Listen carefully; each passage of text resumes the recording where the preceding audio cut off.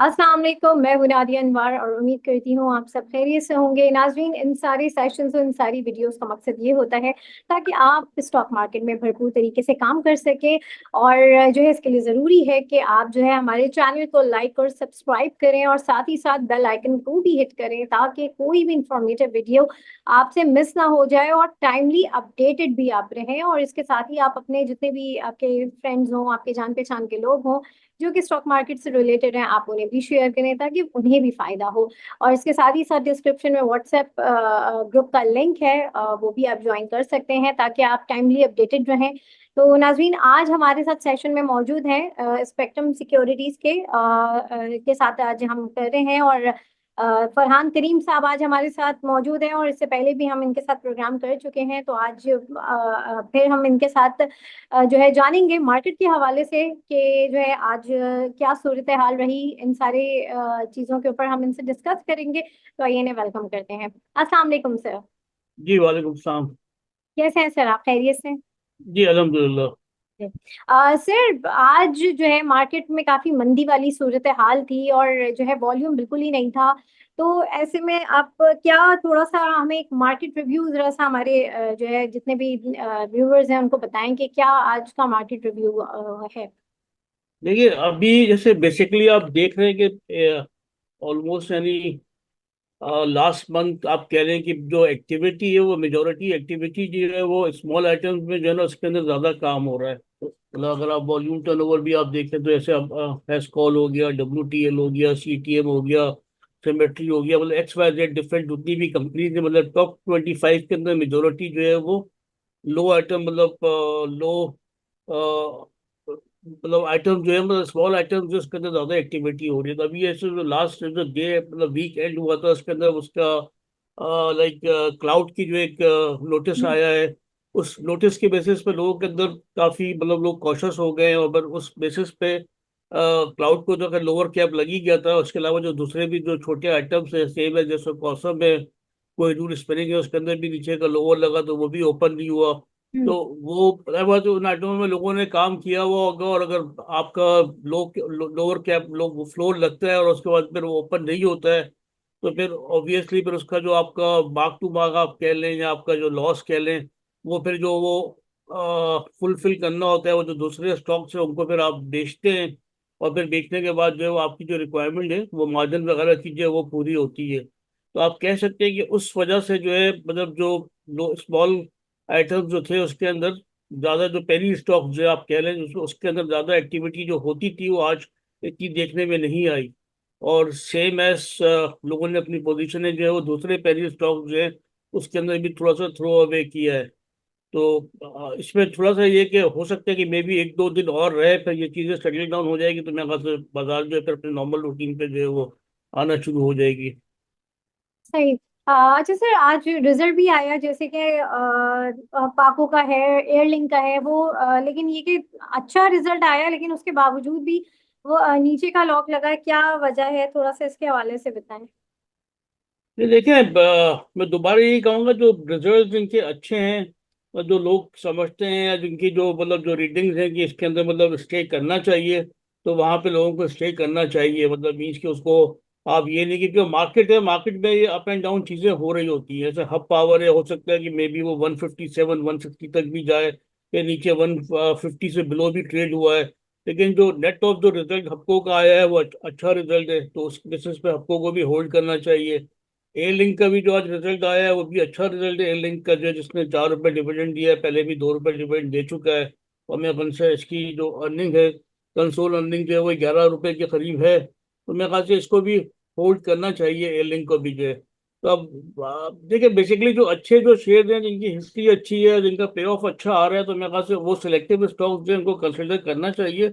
और वो इस तेजी और मंदी में इतने अफेक्टेड होते नहीं है, अगर होते भी है तो टाइम बिंग होते हैं और टाइम के साथ साथ फिर इसके अंदर रिकवरी जो है वो बहुत अच्छी और बेहतर आ जाती है। सेम एज अगर आप जैसे आपने हप्पो की बात किया हमने जैसे आपके एयरलिंक की बात की है, पाकिस्तान ऑयल फील्ड है या और भी जो दूसरे जो शेयर्स हैं जिसके अंदर डिविडेंड्स वगैरह अच्छे, ई फट हो गया, एग्रो कॉप हो गया, मतलब तो जिनके रिजल्ट अच्छे हैं तो मैं बात इसमें सच फातिमा फर्टिलाइजर ने भी रिसेंटली रिजल्ट दिया उसका रिजल्ट भी काफी अच्छा है। वो भी मुझे लगता है अराउंड 53 54 चल रहा है ये भी अब 65-70 तक जा सकता है, बट ये कि थोड़ा सा ऊपर नीचे होगा। बट इन शेयर्स को जिनके रिजल्ट ऑलरेडी अनाउंस हो चुके हैं उसके अंदर आपका टेंशन फ्री पे वो स्टॉक्स हैं, मतलब उनके ऑलरेडी रिजल्ट दे चुका है, पे आउट अच्छे आए हुए हैं, तो मेरे ख्याल से वहां पे उन स्टॉक्स को होल्ड करना चाहिए और रखना चाहिए।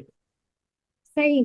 जी, यहाँ पर हमारे साथ पार्टिसिपेंट्स भी मौजूद हैं। अगर आप लोगों के कोई सवाल हैं तो आप लोग भी अपना सवाल कर लें यहाँ पर, क्योंकि सेशन का टाइम काफ़ी लिमिटेड है। तो काइंडली अगर आप लोगों के जो सवालात हैं वो आप लोग ज़रा जल्दी जल्दी कर लें, क्योंकि सेशन एंड हो रहा होता है और आपके सवालात आ रहे होते हैं। जी ओवैस, आप कीजिए अपना सवाल। अस्सलाम वालेकुम। जी वालेकुम सलाम। सर मेरा सवाल ये था कि अभी रिसेंटली हमने देखा कि एटलस बैटरी जो है उसका बहुत अच्छा रिजल्ट आया, लेकिन उसमें इतनी ज्यादा सेलिंग आ गई और वो तकरीबन ऑलमोस्ट लोअर कैप से थोड़ा ऊपर क्लोज हुआ। तो इसमें बोलान कास्टिंग का भी रिजल्ट अच्छा था, लेकिन चले उसकी न्यूज़ जो थी वो ये थी कि भाई उसके कुछ प्रोजेक्ट्स जो हैं वो कम हो रहे हैं, इस वजह से उसकी प्राइस का डिक्लाइन बनता था। और on the other hand octopus जो है वो उसका रिजल्ट भी इतना अच्छा नहीं आया और वो अपर कैप कर गया। तो मार्केट किस तरह से बिहेव कर रही है ये, एक तो ये समझ नहीं आ रही। और दूसरा, हम कुछ नॉलेज कंपनी के बारे में नॉलेज इकट्ठा करते हैं और फिर कंपनी में इन्वेस्ट करते हैं, और बिग प्लेयर्स आके चीजों को इस तरह से मैनिपुलेट कर देते हैं, तो फिर वो जो नॉलेज का फिर क्या फायदा हुआ। नहीं देखिए, आपका एक तो क्वेश्चन था मेरे ख्याल से एटलस बैटरी के ऊपर, तो मैं यही कहूंगा कि एटलस बैटरी स्टिल मतलब एक बेहतर स्टॉक है, ऐसा जैसा कोई मसला नहीं है इसके अंदर जो है।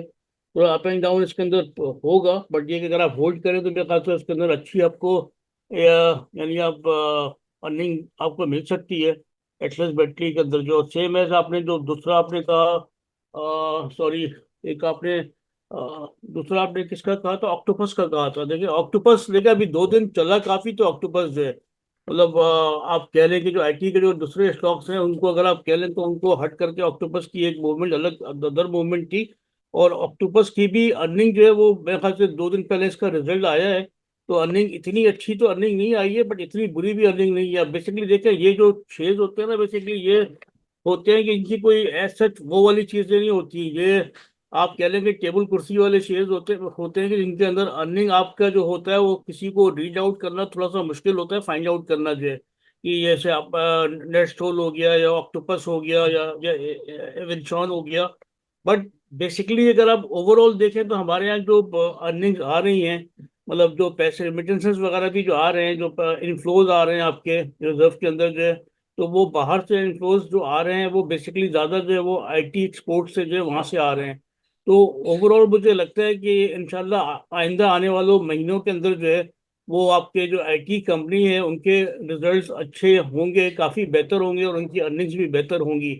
तो फिर मैं यही कहूँगा कि मेरे ख्याल से थोड़ा सा इन स्टॉक्स को, जो कि 3-4 सिलेक्टिव स्टॉक्स हैं जिसमें ऑक्टोपस भी है, नेटसोल भी है, एवियन भी है, इनको मेरे ख्याल से होल्ड करना चाहिए, क्योंकि ज़्यादा जो आपकी जो ग्रोथ नज़र आती है सेक्टर के अंदर जो है, अगर इनको एक दो अच्छे बड़े कॉन्ट्रैक्ट मिल जाते हैं तो फिर इनके अंदर अच्छी ग्रोथ आ सकती है। तो मेरे ख्याल से इन स्टॉक्स को होल्ड करना चाहिए वैसा।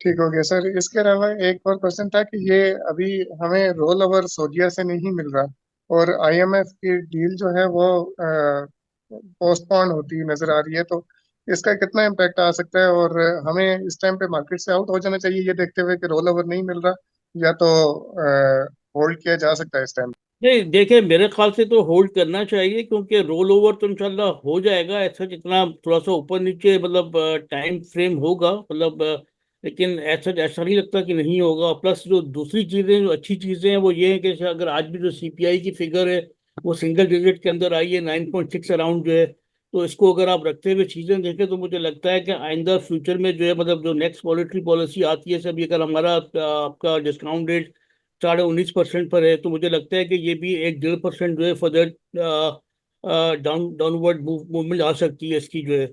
तो उस मूवमेंट की वजह से भी जो है जितने जो वो स्टॉक जो कि बोरोइंग करते हैं और जो लेवरेज पर होते हैं, जिनका अंदर आपको कह लें कि जिनका मार्कअप उनका काफ़ी चला जाता है उनकी अर्निंग के अंदर जो है, इंटरेस्ट मार्कअप जो है, तो वो उस बेसिस पे जो है वो चीज़ें फिर वही मैं कहूँगा कि जो मैन्युफैक्चरिंग है जो दूसरी जो कंपनीज हैं तो प्रोडक्शन वाली जो है, तो उनको मेरे ख्याल से on top of the list रखना चाहिए।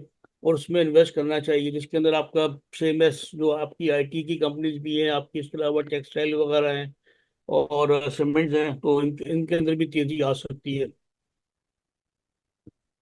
सही। आ, थैंक यू सर। जी, उवैस अहमद, आप अपना सवाल कीजिए प्लीज। अस्सलाम वालेकुम। अच्छा, जी मेरा वालेकुम क्वेश्चन है सलाम। कि मारी के बारे में बता दीजिए, क्या क्या उसका पे आउट अवेल करना चाहिए, उसको एक्स करवाना चाहिए। और दूसरा ATRL के बारे में बता दीजिए कि उसका आज डिविडेंड भी आया है, उसकी अर्निंग पे अच्छी है, क्या उसको भी होल्ड करना चाहिए प्लीज। Thank you. सॉरी, एक तो आपने मारी का बोला और हमारे सेकंड आपने किस कंपनी का बोला था, आवाज आप। ATRL। ATRL। ATRL। जी जी जी जी। नहीं, मारी तो मैंने जो लास्ट उसमें भी मेरे ख्याल से मेरी बात हुई थी नादिया इनके साथ, तो मैंने कहा था कि मारी को तो होल्ड करना चाहिए और इसके अंदर आपका जो डिविडेंड है और जो बोनस है उसको भी आपको मेरे ख्याल से अवेल करना चाहिए, क्योंकि इसके अंदर मतलब मारी में ग्रोथ काफ़ी नज़र आती है। और प्लस एक इन्होंने अभी स्टार्ट किया है डिविडेंड देना जो है, क्योंकि इससे पहले इनको अलाउ नहीं था डिविडेंड देना। तो ये इनका पहला डिविडेंड जो मेरे ख्याल से 134 रुपये का है, अगर maybe I am not wrong, जो मुझे याद तो नहीं है, लेकिन मे 124 के अराउंड था है। और प्लस इसके अलावा इन्होंने बोनस भी दिया है, और बोनस की भी काफ़ी ह्यूज यानी क्वांटिटी आपको मिलेगी। और एक्स बोनस के बाद भी इसका रेट जो है वो काफ़ी नीचे की तरफ मेरे ख्याल से खुलेगा, 300 या कितना जो है। तो उस बेसिस पे मेरे ख्याल से हमारी को होल्ड करना चाहिए, क्योंकि जब ये एक्स बोनस होगा तो इसके पार्टिसिपेंट और ज़्यादा इंक्रीज हो जाएंगे, क्योंकि अभी हर तीसरा आदमी इतने हैवी स्टॉक में काम नहीं कर सकता है। और जब ये नीचे आएगा और उसका जब बोनस के बाद इसकी वैल्यू कम हो जाएगी बिल्कुल, तो फिर मेरे ख्याल से जो काम करने वाले लोग हैं वो ज़्यादा इसके अंदर पार्टिसिपेट करेंगे। और प्लस रिफाइनरी का भी रिजल्ट जो है, अटक रिफाइनरी का रिजल्ट भी अच्छा ही रिजल्ट आया है, तो उन्होंने डिविडेंड भी दिया है। और प्लस मेरे ख्याल से मुझे इसके अंदर भी मुझे लगता है रिफाइनरी सेक्टर भी अभी तक चला नहीं है, जिसको जो एक्सपेक्टेशन है कि इसके अंदर मूवमेंट आनी चाहिए, तो मेरे ख्याल से वो इंशाल्लाह आइंदा महीनों में जो है वो इसमें अच्छी मूवमेंट नजर आएगी। अटक रिफाइनरी, नेशनल रिफाइनरी, इनके अंदर जो है, तो इनको भी मेरे ख्याल से होल्ड करना चाहिए। नहीं, इसमें जो NRL का रिजल्ट आया है उसमें तो लॉस आया है, उसमें तकरीबन 200 रुपये का, तो वो उसको आप कैसे रिकमेंड कर रहे हैं? ATRL का नहीं, टू मैंने हंड्रेड अटक प्लस इसकी EPS है। रिफाइनरी की मैंने बात की है, ATRL की जो है। देखिए, ये रिफाइनरीज वगैरह के जो है ना, इनके अंदर थोड़ा सा ये होता है कि कभी इसके इनके जो लॉसेस होते हैं वो क्वार्टर टू क्वार्टर काफी मतलब बड़ा चेंज आ जाता है। तो उस बेसिस के ऊपर प्लस सामने जो रिफाइनरी की पॉलिसीज वगैरह हैं वो भी हैं, तो उस बेसिस पे मुझे मतलब नेशनल रिफाइनरी हो गया तो ये तो मतलब अटक रिफाइनरी ये तो बेहतर है, पर नेशनल रिफाइनरी के अंदर भी जो है अगर नीचे आता है तो मेरे ख्याल से इसको भी स्टॉक को होल्ड करना चाहिए इसको जो है। सर एक क्वेश्चन है। हेलो जी। जी, हेलो। जी अतीकुल्ला, जी जी, आप अपना सवाल कीजिए जी। जी अस्सलाम वालेकुम। जी वालेकुम वालेकुम जी सलाम। मेरा ये क्वेश्चन ठीक था। था। जी क्वेश्चन था मेरा कि लास्ट टाइम हमारा इंटरेस्ट रेट थोड़ा कम हुआ, तो उस सॉरी, आवाज चीज आपकी का जरा इस लाउडली तरह बोलेंगे, अब सर, आवाज जी जी हल्की आ रही हाँ, आपकी थोड़ी आवाज जी जी क्लियर नहीं हो रही है सर, आवाज आपकी थोड़ी। जी जी जी मेरा क्वेश्चन ये था कि लास्ट टाइम जिस तरह इंटरेस्ट रेट्स वगैरह कम हुए थे तो उस चीज का इम्पैक्ट इतना मार्केट पर नहीं आया। तो इस दफा उम्मीद है कि इंटरेस्ट रेट और नीचे आ सकता है, तो इसका कोई इम्पैक्ट आ सकता है मार्केट में ऐसे जिस तरह से लास्ट टाइम नहीं आया। और दूसरा क्वेश्चन ये था कि साझगार के हवाले से कि वो अभी अक्यूमुलेशन फेज में है, अभी बाय करना चाहिए या थोड़ा वेट करना चाहिए। देखिए, रही बात कि इंटरेस्ट रेट कम हुआ और मार्केट मार्केट के अंदर इफेक्ट नहीं आया मतलब पॉजिटिव जो है, तो देखिए वो इफेक्ट आपको नजर आएगा जब उनके रिजल्ट आना शुरू होंगे ना, तो इसके अंदर आपको इफेक्ट पे नजर आएगा। मतलब जो कंपनी जो कि इंटरेस्ट पे करती है बोरोइंग के अगेंस्ट में जो है, तो उनकी जो इंटरेस्ट का क्वांटम है ना वो कम होना शुरू होगा। जब वो कम होगा तो ऑब्वियसली तो उसके रिजल्ट के ऊपर उसका इम्पैक्ट आपको नजर आएगा। लेकिन ये मार्केट इसको अभी इतना ज्यादा उसमें नजर नहीं आ रहा कि फौरन उसके ऊपर जो है वो आइटम जो है उसके अंदर मूवमेंट जो है वो अपसाइड शुरू हो जाए। बट जो है उसको आप मेरे ख्याल से होल्ड करें। जैसे स्पेशली मैं दोबारा कहूंगा कि सीमेंट स्टॉक्स जो है इनको होल्ड करना चाहिए।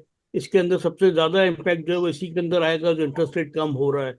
और आपका सेकंड क्वेश्चन था कि साजगार, देखिए ये साजगार स्टॉक जो है ये हैवी स्टॉक है, बट इसको अगर आप लेके रख सकते हैं तो मेरे ख्याल से इसके अंदर रखना चाहिए, क्योंकि इनकी चीज़ें जो गाड़ियां हैं, जो रिक्शे हैं, जो दूसरी चीज़ें, अपनी जो प्रोडक्शन है, इनकी चीज़ें ऑनलाइन तो है, बट ये है कि थोड़ा सा ऑटो सेक्टर के अंदर भी जो है वो अभी थोड़ा सा मतलब इतनी मार्केट के अंदर मूवमेंट ऐसा इतनी अपसाइड की तरफ नहीं जा रही है। बट मुझे लगता है कि ये सेक्टर भी बेहतर होगा। सेम एज सारे रिलेटेड जो है वो आपका इंटरेस्ट रेट से हैं और आपके डॉलर से हैं और आपका जो आप रुपी की स्टेबिलिटी से भी काफ़ी ताल्लुक रखता है, क्योंकि मेजोरिटी जितने भी जो गाड़ियाँ हैं उनके पार्ट्स जो हैं वो हम इंपोर्ट करते हैं। तो वो ऑब्वियसली अगर डॉलर जो है वो ऐसा नहीं इतना अप्रिशिएट नहीं होगा तो इनकी अर्निंग के ऊपर इतना नेगेटिव इम्पैक्ट भी नहीं आएगा। और जब आपका इंटरेस्ट रेट कम होगा तो लोगों की परचेसिंग पावर जो है वो बढ़ेगी। और सेम एज इंटरेस्ट रेट कम होने के बाद जो लोग लीज पे जो चीज़ें लेते हैं, गाड़ियाँ लेते हैं, दूसरी चीज़ें लेते हैं, उसका क्वांटम भी जो है वो इंक्रीज होगा। तो इस लिहाज से मुझे लगता है कि ऑटो सेक्टर भी जो है वो रिलेटेड है विद इंटरेस्ट रेट जो है। और अगर इंटरेस्ट रेट अगर हम कट डाउन होता है तो इसके अंदर भी पॉजिटिव इम्पैक्ट आना चाहिए। तो साजगार भी मेरे ख्याल से होल्ड करना चाहिए। जी आतिक साहब, आपका मजीद कोई सवाल है? जी नहीं, बस यही 2 क्वेश्चन थे पूछना है। Thank you.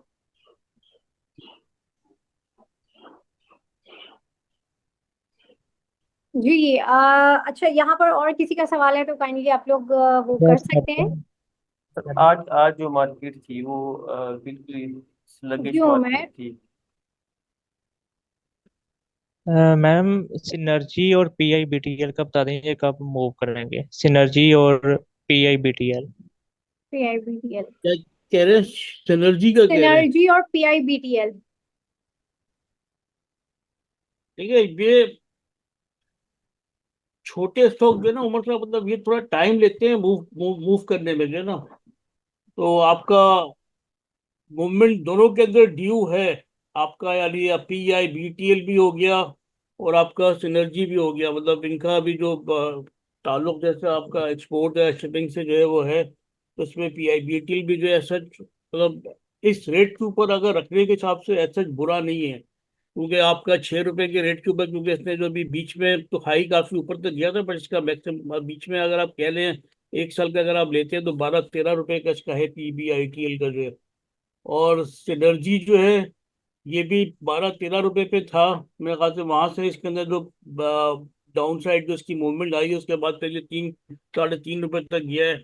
और अब जो है मेरे ख्याल से 4 रुपए या कितना पे है सिनर्जी जो है, 3 रुपए 80 पैसे पे। तो ये स्टॉक आपको मतलब रखने पड़ते हैं, या मतलब रखें 6-7 महीना साल भर रखेंगे तो फिर इसके अंदर आपको अच्छा रेट मिल सकता है। मतलब ये वो स्टॉक है जिनको आप रख के आप थोड़ा सा भूल जाएं, उसके बाद फिर आपको इसकी वैल्यू जो है, मतलब ये आप कह लें कि जो छोटे स्टॉक्स हैं उसके अंदर जो पेनी स्टॉक्स है इसमें ये अच्छे और बेहतरीन स्टॉक हैं, यानी कि इसके अंदर जाने का कम है और रिस्क नहीं है इतना। मतलब वो वाली आइटम नहीं है कि कंपनी के अंदर चार दीवारी है और वो कंपनी कुछ नहीं कर रही है, ऐसा ऐसा ऐसी स्टोरी नहीं है। तो इसको इन स्टॉक्स को अगर आप होल्ड करेंगे तो टाइम के साथ साथ आप कह लें कि 5 महीना 6 महीने में आपको हो सकता है कि इसमें 30-40% का रिटर्न आपको मिल सकता है ये दोनों स्टॉक के और अंदर। सर हमारी पेट्रोलियम जी आफ्टर मारी एक्स डेट पेट्रोलियम तो होल्ड करें, जी मारी पेट्रोलियम होल्ड करेंगे, मारी हमारी के हवाले पेट्रोलियम। से डिस्कस हो भी चुका है जी।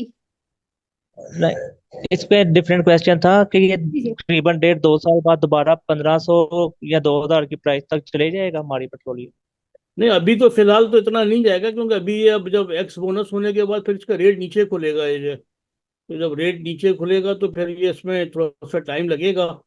बट ये कि जाहिर सी बात है आपके नंबर ऑफ शेयर्स बढ़ जाएंगे।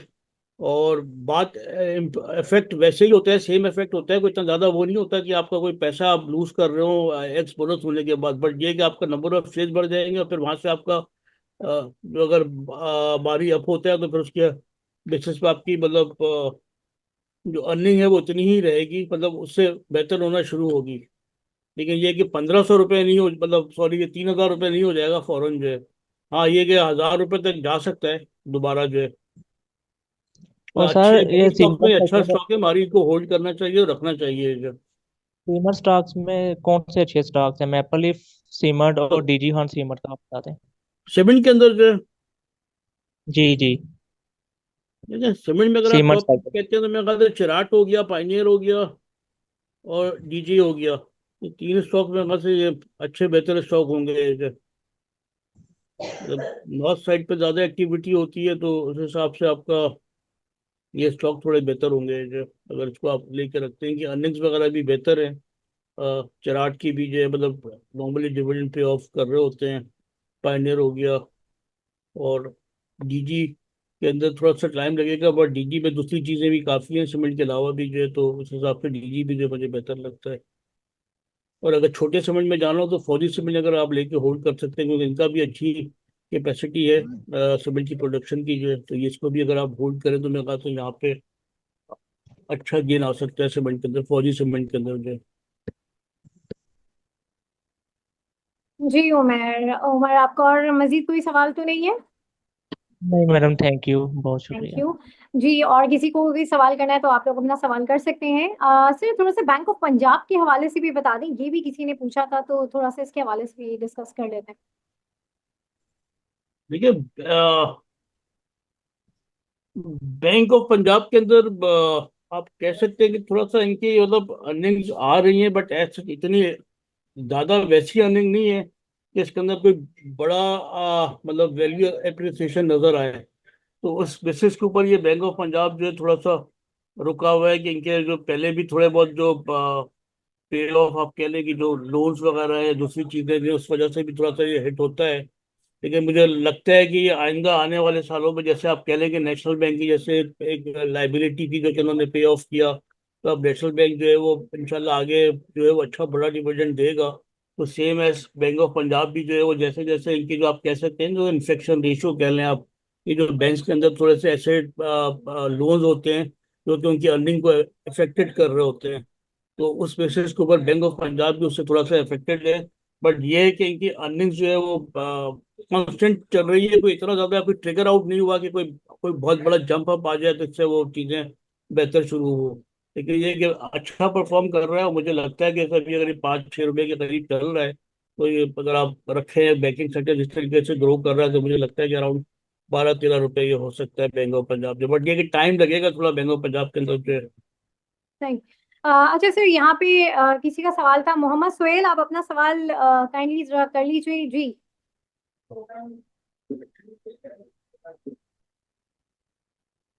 मैम ये पूछना था कि ये टेक्निकल एनालिसिस जो है, ट्रेंड लाइन है या ऑर्डर ब्लॉक्स हैं, जैसे फॉरेक्स में चलते हैं जल्दी, तो क्या ये पीएसएक्स में भी वर्क करते हैं? सॉरी, सवाल इनका बहुत तेज किया, हाँ, क्या किया बहुत तेज है, इन्होंने बोला, मुझे भी समझ नहीं आया, काइंडली आप दोबारा अपना सवाल मैम कीजिए। ये पूछना था कि टेक्निकल टेक्निकल एनालिसिस जो है, ट्रेंड लाइंस हैं या जो ऑर्डर ब्लॉक्स हैं, क्या ये पीएसएक्स में भी वर्क करते हैं, या ये सिंपल मतलब है कि ये टेक्निकल एनालिसिस के बारे में पूछ रहा हूँ कि ये पीएसएक्स इससे हट के किसी चीज़ पे वर्क करता है या चलता है? देखिए, आप टेक्निकल एनालिसिस के बारे में पूछे तो मैं फिर यही कहूंगा कि ये चीजें उस वक्त चल रही होती हैं कि जब अगर चीजें कांस्टेंट हो, यानी हर चीज अगर एक सही उस पर चल रही है, तो फिर मेरे ख्याल से टेक्निकल एनालिसिस थोड़ा सा कम परफॉर्म कर रही होती है। और अगर अनसर्टिनिटी होती है तो फिर आप टेक्निकल एनालिसिस के ऊपर आप बेस कर सकते हैं, क्योंकि अगर सारी चीजें कांस्टेंट हो और सही हो, मतलब आप कह लें कि आपके जो इंडस्ट्री है, जो कंपनी है, या जो इकोनॉमी है, उसके अंदर कोई ऐसा अप डाउन या कोई लॉ एंड ऑर्डर है, तो उस बेसिस पे भी अगर सारी चीज़ें ये कांस्टेंट हो और सही और बेहतर परफॉर्म कर रही हो, तो टेक्निकल एनालिसिस थोड़ा सा फिर इतनी ज़्यादा मूव नहीं करती। लेकिन अगर कह लें कि थोड़ा सा वोलेटाइल होती है ऐसे मार्केट, या चीज़ें ऊपर नीचे हो रही होती है, तो फिर वहाँ पे टेक्निकल एनालिसिस जो है वो, क्योंकि ज़्यादा जो फोकस होता है वो फंडामेंटल्स के ऊपर ज़्यादा होता है। जितने अच्छे फंडामेंटल्स होंगे, जितनी अच्छी फंडामेंटल रीडिंग होगी आपकी, उतना अच्छा आप मार्केट के अंदर काम कर सकते हैं। तो ज़्यादा बेस जो है वो फंडामेंटल्स के ऊपर करना चाहिए। और आप कह लें कि कंपनी इंफॉर्मेशन, इंडस्ट्री इंफॉर्मेशन, इसको फोर्सी करना चाहिए। और फिर आप थर्ड नंबर पे आप कह सकते हैं कि टेक्निकल एनालिसिस जो है इसको आप चेकआउट कर सकते हैं। सही। सर, आप जो है ये कि जरा बताएं कि किस तरह से आप इस वीक जो है मार्केट को देख रहे हैं। कल की मार्केट क्या लग रही है, थोड़ा सा सवाल से बताएं, और साथ ही साथ जो आपके फेवरेट स्टॉक्स हैं, जो सेक्टर्स हैं, थोड़ा सा उनके हवाले से भी बताएं। देखिए, मार्केट में थोड़ा सा अभी मुझे लगता है कि थोड़ा सा अप एंड डाउन रहेगा, हम्म। क्योंकि दोबारा जो हमने जो स्टार्टिंग में बात की थी कि जो आप कह लें कि जो पेनी स्टॉक हैं, जो ऐसे स्टॉक जो तो बहुत ज़्यादा अपसाइड मूव कर गए विदाउट एनी कोई ऐसी कोई मटेरियल इन्फॉर्मेशन भी नहीं आई हमारे पास ना मार्केट के अंदर, तो उसके बेसिस के ऊपर लोग थोड़ा सा, क्योंकि जब चीज़ें बढ़ रही होती है, लोग कमा रहे होते हैं, तो उस वक्त तो उसको इतना गौर नहीं करते, बट जब चीज़ें कुछ सामने आती हैं तो सेम है जैसे आपने अभी देखा कि 2-3 कंपनी ऐसी हैं जिसके अंदर के नीचे के लोअर वो लगे हैं, फ्लो लगे हैं, तो उसकी वजह से थोड़ा सा मार्केट के अंदर मुझे लगता है कि करेक्शन रहेगी। लेकिन जो अच्छे स्टॉक्स हैं, मतलब अगर आप कह रहे हैं तो वो अपनी जगह पे जो है वो परफॉर्म करेंगे और उनको मतलब आपको कंसिडर करना चाहिए। अगर आप बड़े स्टॉक में मुझे आप कहते हैं कि अगर आप करें तो मेरे ख्याल से मैं उसको रेटिंग के हिसाब से हब पावर हो गया उसको करना चाहिए। एयरलिंक ने भी अच्छा अनाउंसमेंट दिया है, इसके अंदर भी मुझे अपसाइड नजर आती है। ईफर्ट हो गया आपका, फर्टिलाइजर के अंदर अब ईफर्ट हो गया, फातिमा हो गया, उसको देखना चाहिए। और बाकी आईटी के अंदर स्टिल मतलब जो कंपनीज हैं, आपका नेस्टोल हो गया या एवियन हो गया, इसको अगर नीचे आ रहा है तो आहिस्ता आहिस्ता इसको भी एक्यूमुलेट करना चाहिए। सेम एज ऑक्टोपस हो गया, इसको भी एक्यूमुलेट करना चाहिए। तो मुझे लगता है कि मतलब चीज़ें बेहतर रहेंगी जो कंपनीज जिनकी मतलब जिसकी हिस्ट्री अच्छी है, जो जिसका पे ऑफ है और जो अच्छी मतलब काम कर रहे हैं, उनको मेरे ख्याल से ऑन द टॉप रखना चाहिए लेने के लिए जो है। और बहुत सारे ऐसी जो कंपनी जिनकी अभी ऑलरेडी अनाउंसमेंट्स आ चुके हैं, उनको तो बिल्कुल यानी आप बेफिक्र होकर के आप ले सकते हैं, क्योंकि उनके अंदर ऑलरेडी डिविडेंड और सारी चीज़ें वो अनाउंस कर चुके हैं। और बाकी जिसके अंदर एक्सपेक्टेशन है कि जो रिजल्ट के मतलब इन्फ्लेशन के उसके साथ इंटरेस्ट के साथ साथ जो ग्रो करेंगी, अगर इंटरेस्ट रेट कट डाउन होता है तो उसके अंदर आपका ऐसे आपका आईटी हो गया या आपका सीमेंट हो गया, इन स्टॉक्स को जो भी है रखना चाहिए। और मतलब मार्केट मुझे ना यहाँ से मतलब ऐसा इतनी ज्यादा नेगेटिव नहीं लगती, बट ये कि थोड़ा सा मार्केट के अंदर उतार चढ़ाव थोड़ा सा रहेगा, अप एंड डाउन जो है ना। बट ये कि जो अच्छे स्टॉक्स हैं, जो ब्लू चिप स्टॉक्स हैं, उनको तो कर रखना मतलब होल्ड करना चाहिए। और बाकी जो अभी हमारी बात हुई थी उन स्टॉक्स को भी जो कंसिडर करना चाहिए। सही। बहुत शुक्रिया फरहान साहब आपका, और जो हमारे साथ जो जितने भी हमारे पार्टिसिपेंट्स हैं आप लोगों का भी बहुत शुक्रिया। और नाज़रीन, आज के सेशन से मैं आप लोगों से इजाजत लूंगी, आप लोगों से इंशाल्लाह फिर मुलाकात होगी, तब तक के लिए अल्लाह हाफ़िज़।